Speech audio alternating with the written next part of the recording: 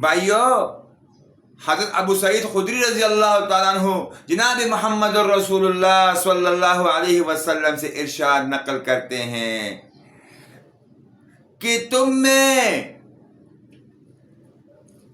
سب سے بڑے یعنی سب سے اعلیٰ ایمان والا وہ ہے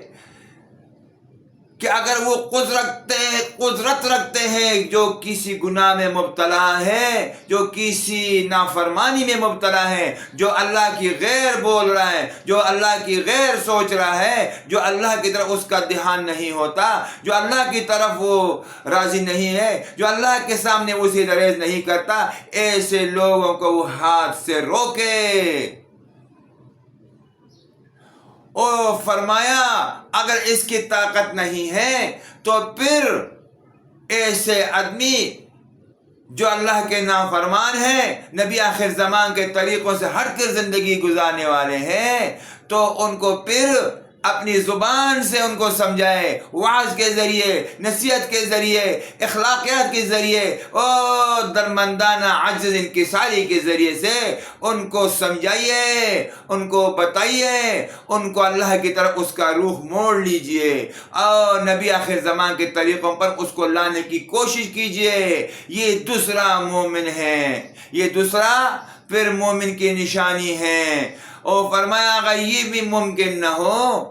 اگر تیرے اندر اس کی بھی طاقت نہ ہو، تیرے اندر اس کی بھی ہمت نہ ہو، تو پھر فرمایا کہ ہر وہ شخص، یاد رکھیو، ہر وہ شخص جو اللہ کی نافرمانیاں کر رہا ہے، جو اللہ کی غیر بول رہا ہے، جو اللہ کے مقابلے میں آتے ہیں، جو قرآن کا منکر ہے، جو احادیث کا منکر ہے، جو نبی آخر زمان کو نہیں مانتے، جو نبی آخر زمان کے مبارک طریقوں پر نہیں چلتے، جو نبی آخر زمان کے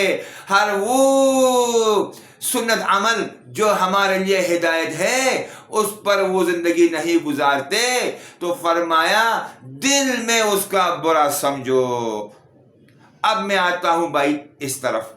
سچ بتائیے، اللہ کو حاضر جان کر بتائیے، آج نہ میرے اندر نہ کسی اور مسلمان کے اندر یہ خوبیاں ہیں، ہم تو کسی کو ہاتھ سے تو دور کی بات وعظ بھی ہم نہیں کرتے۔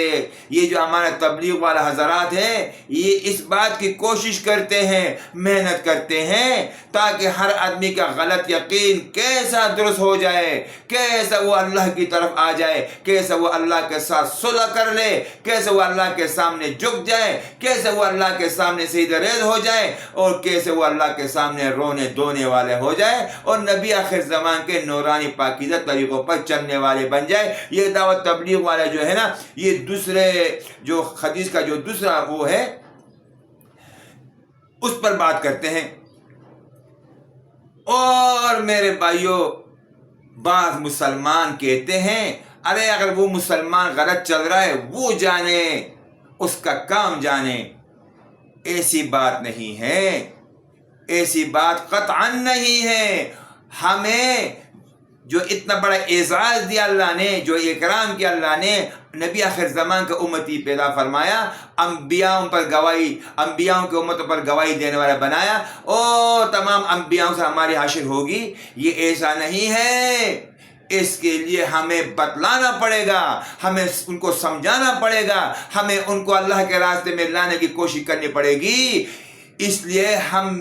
ہمیں بتایا کہ تم بہترین امت ہو۔ قرآن نے بتلا دیا، سمجھا دیا اور عقل سلیم کا تقاضا ہے اب ہم جو ہے ایسے لوگ جو اللہ کے نافرمان ہیں، ہماری کوشش ہو کہ ہم اس کو اللہ ہی کی طرف اس کو راغب کریں۔ یہ میرا آپ کی ذمہ داری ہے۔ یاد رکھیو بھائیو، جو اللہ نے فرمایا، جو اللہ کے حبیب نے ارشاد فرمائی، ہر صورت، ہر آن، ہر گھڑی ہمارا دل چاہے نہ چاہے ہمیں وہ کام کرنا پڑے گا۔ یہ اللہ کا حکم سمجھ کر ہمیں وہ کام کرنا ہوگا جو اللہ بتا رہے۔ ہر وہ کام سے ہم پرہیز کریں جس کام کے اندر ہمیں منع کیا گیا ہے۔ مجھے امید ہے انشاءاللہ کہ اگر آپ لوگوں کو یہ ویڈیو اچھی لگی تو ضرور آپ مجھے دعا میں یاد کیجیے گا۔ السلام علیکم ورحمۃ اللہ وبرکاتہ۔